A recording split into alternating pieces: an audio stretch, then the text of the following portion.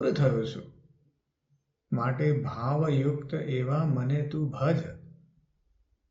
મંત્રને આધીન થઈને ક્રીડા કરવા હું તારી પાસે આવ્યો છું. એટલે કુંતી કહે છે કે હે ધર્મજ્ઞ, હું તો કન્યા છું. હે સર્વસાક્ષીન, હું તમને પ્રણામ કરું છું. હે સુવ્રત, હું કુળ કન્યા હોવાથી આપે મને નિંદિત કરવી યોગ્ય નથી. પણ સૂર્ય કહે છે કે જો વૃથા હું ચાલ્યો જાઉં તો મને મહાલજ્જા લાગે. સકળ દેવતાઓમાં મારી હાંસી થશે, એમાં સંશય નથી. કારણ કે હું પાછો જઈશ. તે મંત્ર વડે મને કામ માટે બોલાવ્યો છે, હવે કામ થવાનું નથી. એટલે બધા મારી હાંસી ઉડાવશે કે તમે કોઈનું કામ પણ કરી શકતા નથી સૂર્યદેવ. જે બ્રાહ્મણે તને મંત્ર આપ્યો છે તે બ્રાહ્મણને હું શ્રાપ આપીશ. હે કુંતી, મને વૃથા બોલાવ્યો તે વાસ્તે તને પણ શ્રાપ આપીશ. મારા સંયોગથી તારો કન્યાધર્મ રહેશે ને કોઈ પણ જાણી નહીં શકે. એટલે હવે સૂર્યદેવ ગુસ્સે થયા છે. એટલે કહી દીધું કે હું દુર્વાસા મુનિને શ્રાપ આપીશ ને તને શ્રાપ આપીશ. એક બાજુ આ તો સૂર્યદેવનો શ્રાપ ને દુર્વાસાજીને શ્રાપ મળશે તો દુર્વાસાજી તો પાછા ઓર ઉગ્ર થશે. અને બીજી બાજુ સૂર્યદેવ પાછું એવું સમજાવે છે કે તું ચિંતા કરીશ નહીં, તારો કન્યા ધર્મ સબૂત રહેશે, એને કોઈ જાણી પણ નહીં શકે. આવી વાત થઈ છે. જેમ આપણે જીસસની વાત જાણીએ છીએ કે દેવતાના રૂપ તરીકે જન્મ્યા છે, એટલે તેની માતાને કુમારિકા કહે છે, મધર મેરી. એ પ્રમાણે અહીંયા વાત થઈ છે. અને સૂર્યદેવ કહે છે કે હે સુવદની, તને મારા સરખો પુત્ર થશે. અને આમ કહી પોતાનામાં અનુરક્ત ને લજ્જિત કુંતીને ભોગવીને સૂર્યદેવ મનવાંછિત વરદાન આપીને ચાલ્યા ગયા. અને પછી કુંતીએ ગર્ભ ધારણ કર્યો. તને તે ગુપ્ત ગૃહમાં જઈને વસી. પણ આ વાત એકમાત્ર એની દાસીને ખબર છે. કુંતીની માતા કે કોઈ બીજાને ખ્યાલ નથી. અને આ ગુપ્ત ગૃહમાં મહામનોહર સુંદર પુત્ર કુંતીજીને જન્મ્યો, જે સૂર્ય જેવો હતો. એ પુત્રને કવચ અને દિવ્ય કુંડળો પહેરેલા હતા જન્મ સાથે. એટલે આ વાત જે આપણે કર્ણની કરી રહ્યા છીએ, એવી જે ઘટના કે એક કુમારિકાની દેવ સાથે સંબંધ બંધાવવાની ઘટના, એ બધા જુદા જુદા મિથોલોજીસમાં પણ છે. જેમ કે ગ્રીક મિથોલોજીમાં તમે જાણો તો લેટો અને ઝ્યુસની કથા છે. એ લેટો જે છે એ પ્રાચીન ગ્રીસના એક ટાઇટન હતા, કોયસ, અને ફોઇબેની પુત્રી હતી. બહુ જ સુંદર દેખાવડી અને શાંતિપૂર્ણ સ્વભાવવાળી હતી. એટલે ખૂબ પ્રસિદ્ધ બની. હવે ઝ્યુસ એ દેવતાઓના રાજા છે. એમણે લેટોનું સૌંદર્ય જોયું તે મંત્રમુગ્ધ થઈ ગયા અને એમણે લેટોની સાથે પ્રણય કર્યો. એમાંથી ગર્ભાધારણ થયું. પણ ઝ્યુસની પત્નીને ખબર પડી કે આ તો લેટો સાથે કરીને આવ્યા છે ઝ્યુસ આવો કામ.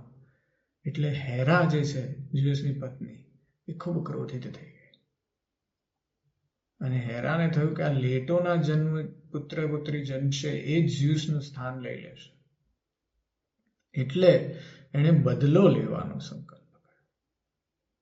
એટલે હેરાએ લેટોને શ્રાપ આપ્યો કે પૃથ્વી પર કોઈ જગ્યાએ તે આરામ કરી શકશે નહીં. કોઈ જમીન, કોઈ સ્થળ, કોઈ જગ્યાએ તેને શરણ મળશે નહીં. જ્યાં જશે ત્યાંથી તિરસ્કાર જ મળશે. એટલે લેટો ચારે દિશાઓમાં ફરીને એવું સ્થાન શોધવા લાગી કે જ્યાં એની ગર્ભાવસ્થા પૂરી થાય. કુંતી ગુપ્ત ગૃહમાં ગયા છે અને લેટો ચારે તરફ શરણ મેળવવાનો પ્રયત્ન કરી રહી છે. પણ કોઈ લેટોને શરણ આપવા તૈયાર નથી. અને પાછો આ ઉપર હેરાએ નક્કી કર્યું કે એનું જે મોન્સ્ટર, એનો જે બહુ જ પેલો પાયથન હતો, એને લેટોનો પીછો કરવા મોકલ્યો, મોટો સાપ, અજગર. એટલે લેટો ચારે તરફ ભાગી રહી છે અને છેલ્લે લેટોને આ કઠિન પરિસ્થિતિ જોઈને એક પૃથ્વી પર એક નાનકડો ટુકડો હતો, દ્વીપ, એનું નામ ડેલોસ. એ તરતા દ્વીપે એને આશ્રય આપવાનું નક્કી કર્યું, કારણ કે એ દ્વીપને પૃથ્વીનો ભાગ ગણવામાં આવતો નહોતો. અને એટલે અહીંયા હેરાના શ્રાપની મર્યાદા લાગુ પડતી નથી. એટલે ડેલોસે કહ્યું લેટોને કે ભાઈ તું અહીંયા તારી પ્રસૂતિ કર. અને ત્યાં ડેલોસ પર લેટોએ એના પ્રથમ આર્ટેમિસને, કે જે ચંદ્ર સાથે જોડાયેલા, અને એ આર્ટેમિસ એવી દીકરી અને પોતાના દ્વિતીય પુત્ર જે છે એ એપોલોને જન્મ આપ્યો. એપોલો એ સૂર્યપુત્ર કહેવાય છે. એ કાવ્ય, તબીબી વિજ્ઞાન, મેડિસિન અને ભવિષ્યવાણીના દેવતા ગણાય છે. જ્યારે આર્ટેમિસ જે છે એની દીકરી છે, શિકાર, જંગલ અને કૌમારિકાની દેવી તરીકે પૂજાય છે. એટલે આવી રીતે અહીંયા લેટોની જે કથા છે એવી રીતની માઇથોલોજી બીજા બધા પણ જુદી જુદી દેશોની, જુદા જુદા કલ્ચરની કથામાં છે. એટલે કુંતાજીને પણ આવી રીતે સૂર્યદેવથી એક પુત્રનો જન્મ થયો છે. એ પુત્ર બીજા સૂર્ય સમાન અથવા કાર્તિક સ્વામી જેવો થયો, એવી વાત કહે છે સુતદેવજી. અને સુતજી કહે છે કે એ પુત્રને દાસી હાથમાં લઈ તે શરમાતી કુંતીને કહેવા લાગી કે હે કરભોરુ, આ સમય તું ચિંતા શું કરે છે? તારી આજ્ઞાનું પાલન કરવા હું ઊભી છું.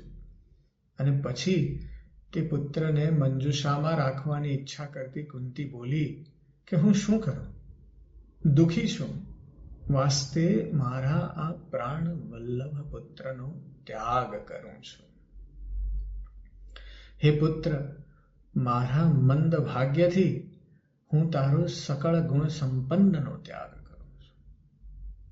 સગુણા સર્વેશ્વરી નિર્ગુણા દેવી ભગવતી અંબિકા તારી રક્ષા કરો.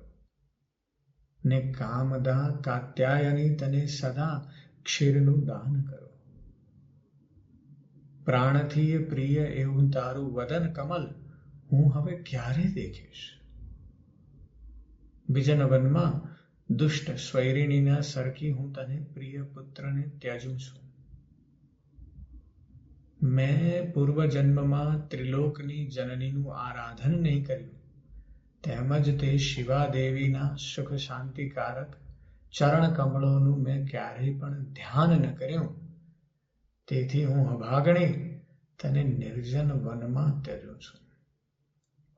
ને મારી બુદ્ધિથી કરેલા મારા પાતકને સંભાળી હું દુઃખ પામતી જીવીશ. કુંતીજી બહુ દુઃખિત થયા છે. માતાનું દુઃખ છે કે કેમ કરીને જીરવી શકે માતા પોતાના પુત્રને આવી રીતે છોડી દેવાનું.